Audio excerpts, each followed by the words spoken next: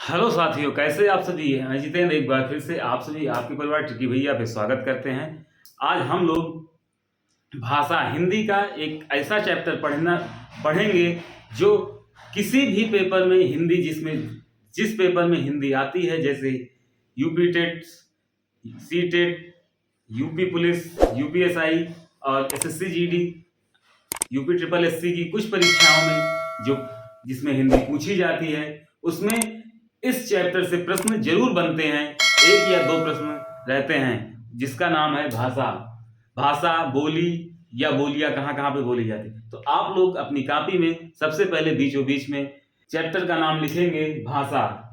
भाषा लिख लें, फिर अभी लिखना नहीं, मैं बोल समझा रहा हूँ, सुनिए। भाषा की उत्पत्ति कैसे हुई है। तो भाषा की उत्पत्ति संस्कृत के भाष धातु से मिलकर हुई है, जिसका शाब्दिक अर्थ होता है कहना या विचारों को व्यक्त करना। फिर आगे उस देखेंगे भाषा की परिभाषा क्या है। भाषा की परिभाषा देखेंगे तो भाषा एक ऐसा माध्यम है जिसको हम बोलकर सुनकर ही प्रकट करते हैं, वही भाषा कहलाती है। तो आप लोग चलिए लिखिए, पॉइंट पहले मैं बोल रहा हूं, लिखिए। भाषा मतलब कि भाषा की कहां से उत्पत्ति हुई है उसके बारे में लिखेंगे। भाषा संस्कृत के भाष धातु में अप्रत्यय का योग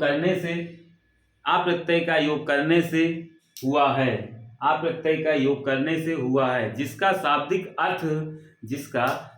अर्थ कहना विचारों को व्यक्त करना है। जिसका शाब्दिक अर्थ कहना या विचारों को व्यक्त करना है। अब लिखिए, हेडिंग डालिए, भाषा की परिभाषा लिखिए। उसमें भाषा वो माध्यम है जिसके द्वारा हम अपने विचारों को बोलकर या लिखकर एक दूसरे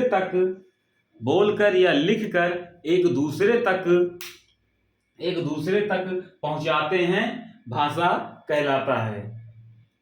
एक दूसरे तक पहुंचाते हैं, भाषा कहलाता है। चलिए अगली हेडिंग डालेंगे, भाषा के भेद लिखिए।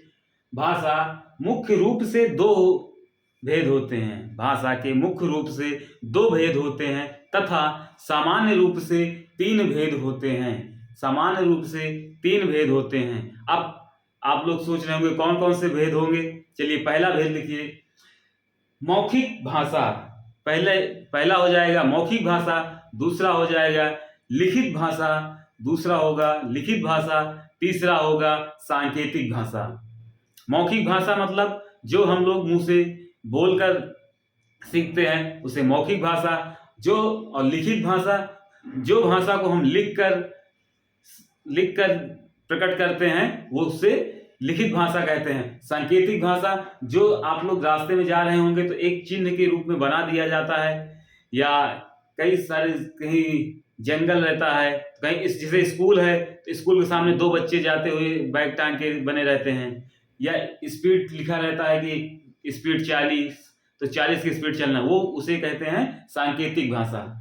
तो अब अगली हेडिंग डालिए आप लोग, भाषा की विशेषताएं। अब कौन कौन सी भाषा की विशेषताएं हो सकती हैं उसके बारे में जानकारी लेंगे। चलिए हेडिंग डालिए, भाषा की विशेषताएं लिखिए। भाषा एक अर्जित संपत्ति है। यह पैतृक संपत्ति नहीं है। लिख लिए होंगे। अब अगले पॉइंट लिखिए, भाषा एक परिवर्तनशील होती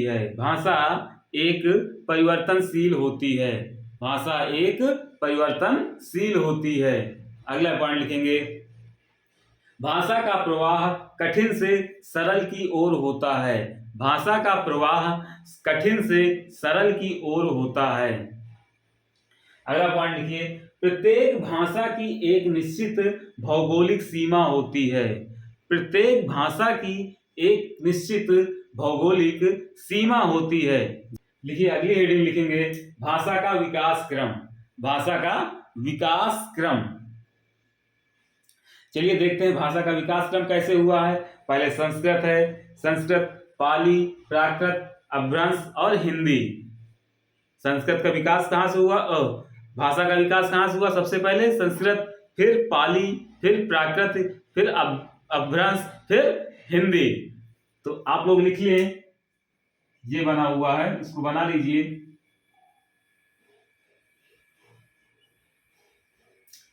लिखिए संस्कृत, सबसे पहले संस्कृत, फिर डैश लिख बना के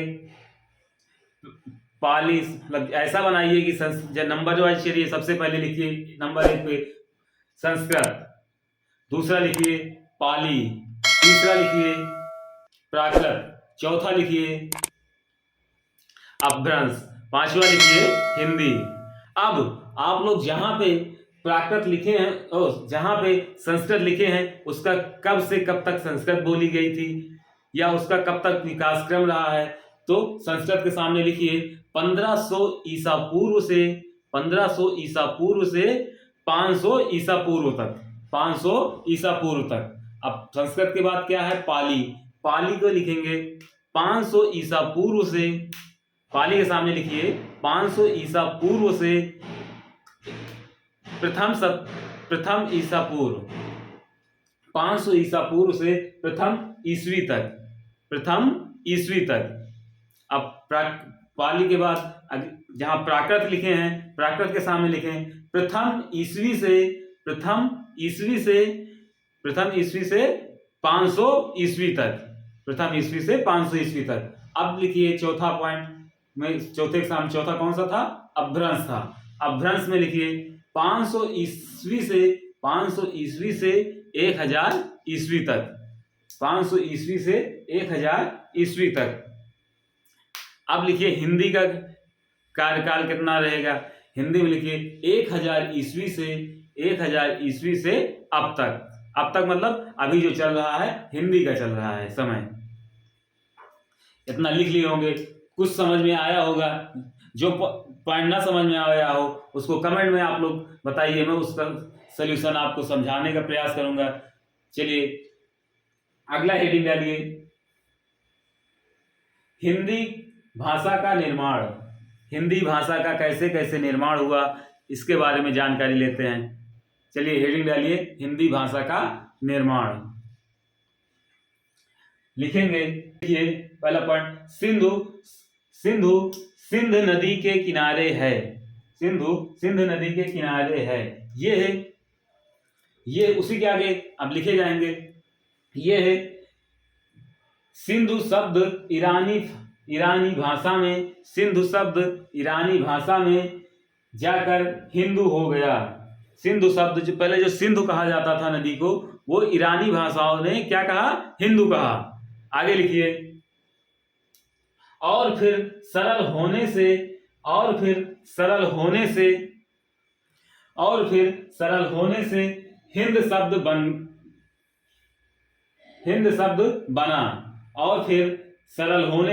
हिंद शब्द बना। इसका अर्थ सिंध प्रदेश। इसका अर्थ जो हिंद बना, इसका अर्थ हुआ क्या? इसका अर्थ क्या हुआ? सिंध प्रदेश। आगे लिखिए, बाद में ईरानी भारत के और अधिक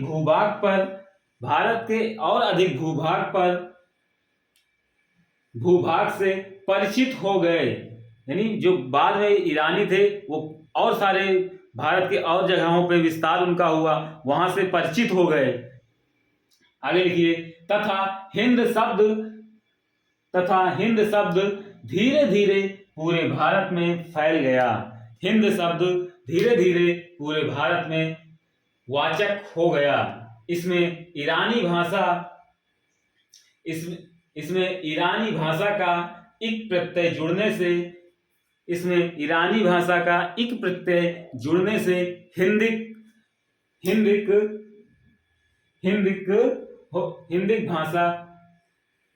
से हिंदिक भाषा बना।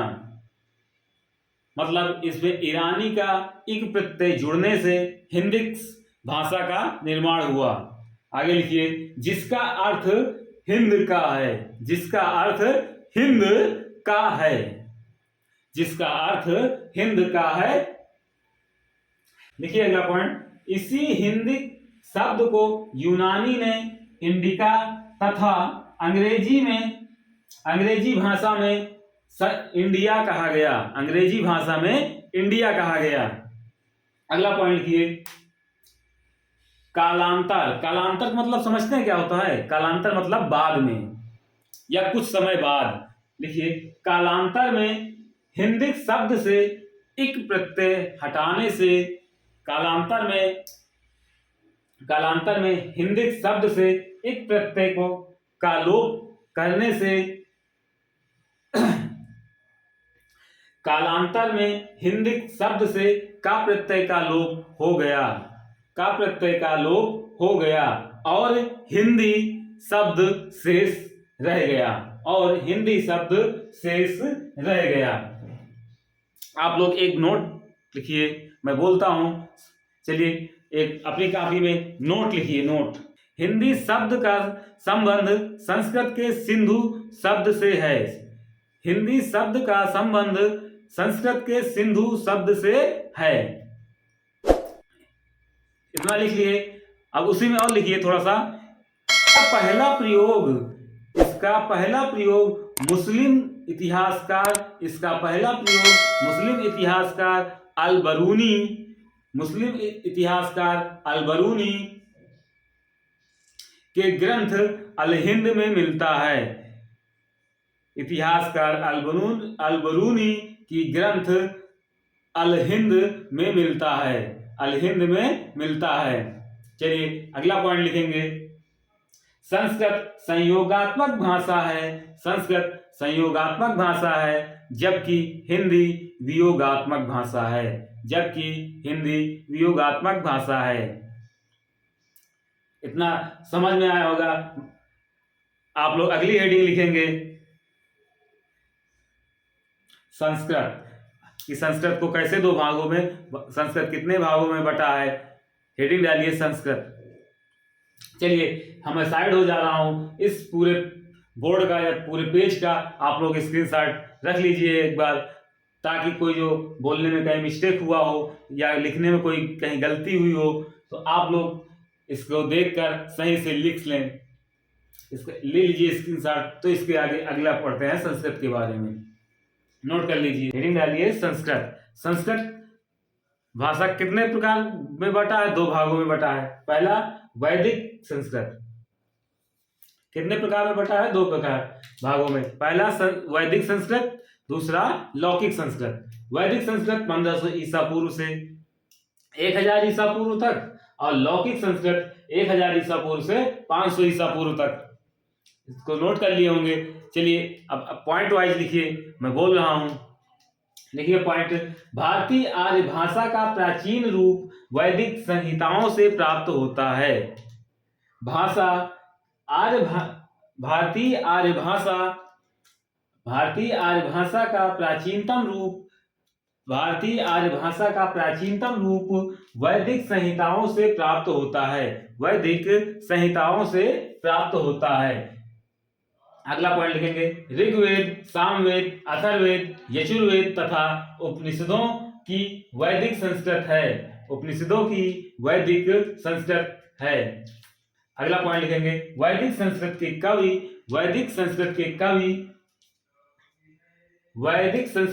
कवि कपिल मुनि, गौतम ऋषि, पतंजलि तथा कणाद हैं। पतंजलि लिखने का देखिए सही, शुद्ध पतंजलि, ये उस तरह लिखा जाता है। अगला पॉइंट लिखेंगे, लौकिक संस्कृत में रामायण, महाभारत तथा पुराण हैं। लौकिक संस्कृत में रामायण, महाभारत तथा पुराण हैं। इसमें कालिदास, अश्वघोष, महाकविमाग, भवभूत तथा दांडी आते हैं। इसमें कालिदास, अश्वघोष, महाकविमाग, भवभूत तथा दांडी आते हैं। अगला पॉइंट लिखिए, लौकिक संस्कृत का लौकिक संस्कृत का व्याकरण अष्टाध्यायी, लौकिक संस्कृत का व्याकरण अष्टाध्यायी महर्षि पाणिनि ने तैयार किया है।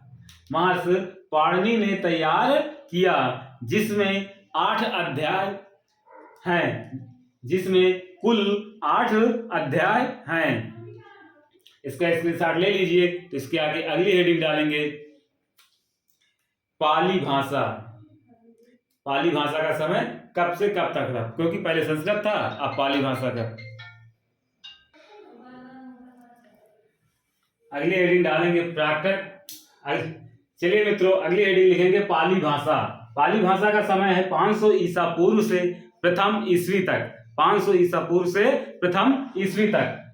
लिखिए, इसे प्रथम प्राकृत भाषा, इसे प्रथम प्राकृत भाषा या देश भाषा कहते हैं। इसे प्रथम प्राकृत भाषा या देश भाषा कहते हैं। अगला पॉइंट लिखिए, इसका निर्माण पा धातु से, यानी कि पाली भाषा का निर्माण, लिखिए पाली भाषा का निर्माण पा धातु से, पा धातु में ली प्रत्यय जोड़ने से हुआ है। पाली भाषा का निर्माण पा धातु में ली प्रत्यय जोड़ने से हुआ है। अगला पॉइंट लिखेंगे, पाली भाषा बौद्ध धर्म की भाषा है। पाली भाषा बौद्ध धर्म की भाषा है, इसलिए इसे बौद्ध प्राकृत भी कहते हैं। इसलिए इसे बौद्ध प्राकृत कहते हैं। इसलिए इसे बौद्ध प्राकृत कहते हैं। अगला पॉइंट लिखेंगे, बौद्ध साहित्य के त्रिपिटक, बौद्ध साहित्य के त्रिपिटक पाली भाषा में लिखे गए हैं। बौद्ध साहित्य के त्रिपिटक बौद्ध पाली भाषा में लिखे गए हैं। त्रिपिटक कौन कौन से होते हैं? त्रिपिटक कौन कौन से होते हैं? सुत्त पिटक, विनय पिटक और अभिधम पिटक को ही त्रिपिटक कहा जाता है। अगला पॉइंट लिखेंगे, पाली भाषा का संबंध महात्मा बुद्ध से है। पाली भाषा का संबंध महात्मा बुद्ध से है। अगला पॉइंट लिखिए, महात्मा बुद्ध के समस्त उपदेशों, महात्मा बुद्ध के समस्त उपदेश और वचन पाली भाषा में ही प्राप्त होते हैं। पाली भाषा में ही प्राप्त होते हैं। अगली हेडिंग लिखेंगे प्राकृत भाषा। अगली हेडिंग लिए प्राकृत भाषा, जिसका समय होगा प्रथम ईस्वी से 500 ईस्वी तक। प्रथम ईस्वी से 500 ईस्वी तक। अब इसमें लिखेंगे, प्राकृत भाषा में जैन साहित्य लिखा गया है।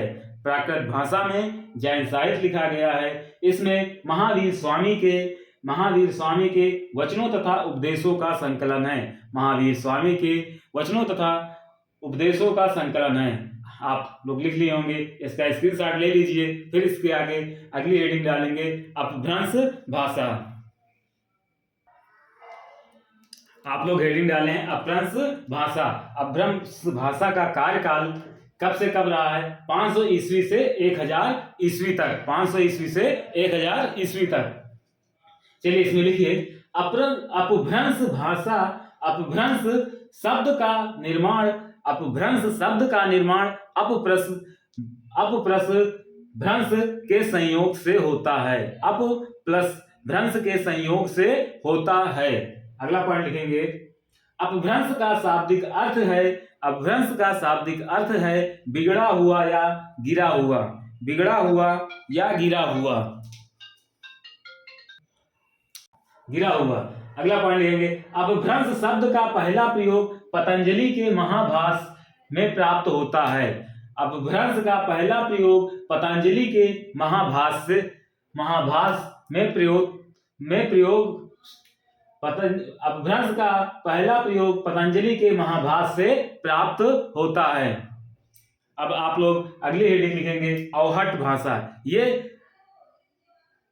भाषा अपभ्रंश भाषा के बीच में थोड़े दिनों के लिए थी।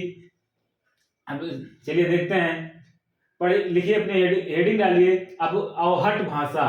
हेडिंग डालिए अवहट भाषा। इसका कार्यकाल होगा 900 ईस्वी से 1000 ईस्वी तक। चलिए लिखिए इसमें, अपभ्रंश के परिवर्तित रूप को अवहट कहा जाता है। अपभ्रंश के परिवर्तित रूप को अवहट कहा जाता है।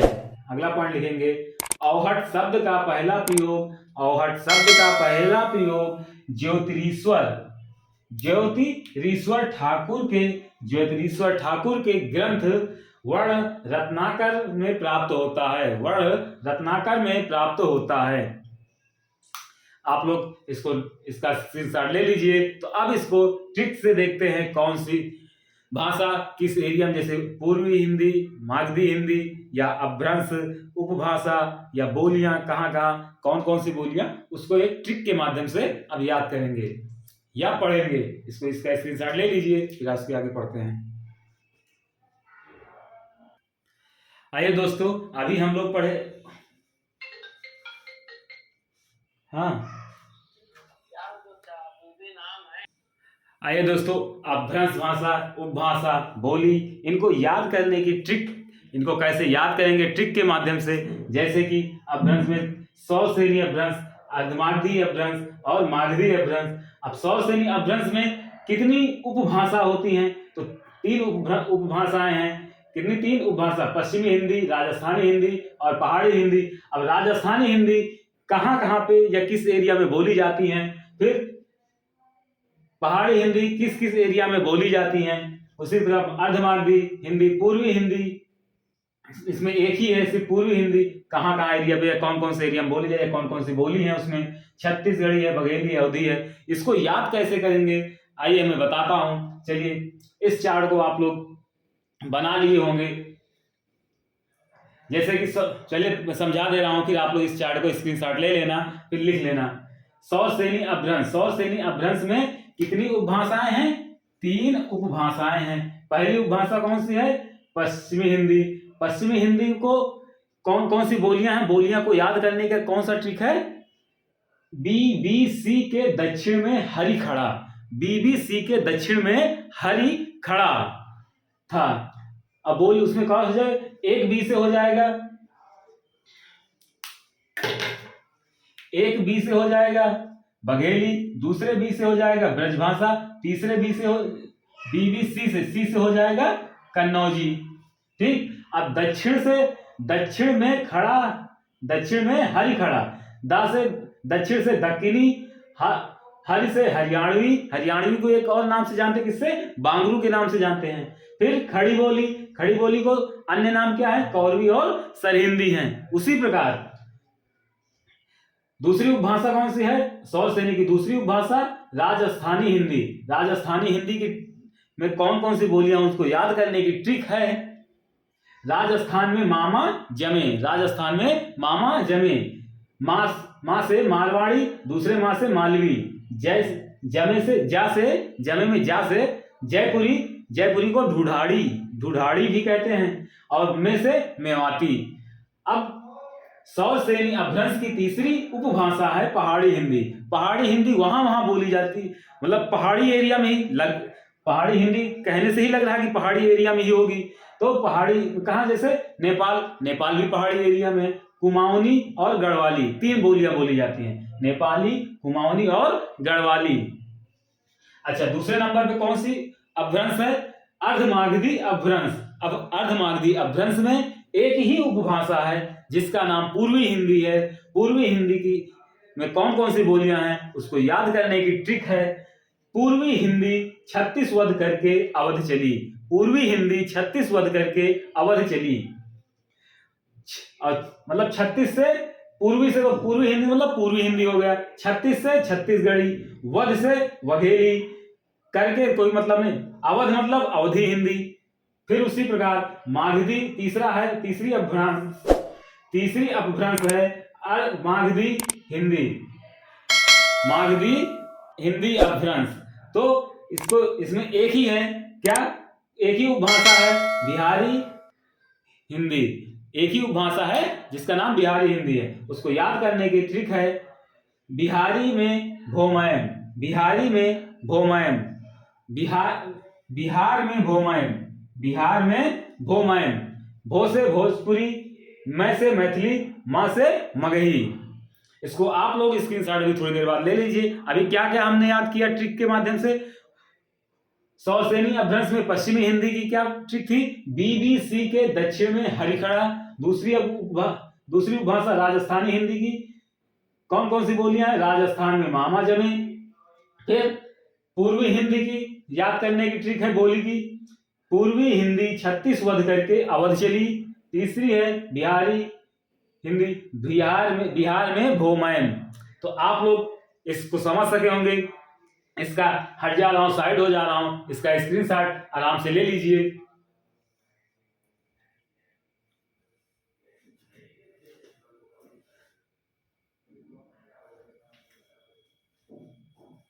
आप लोग इसका स्क्रीनशॉट ले लिए होंगे।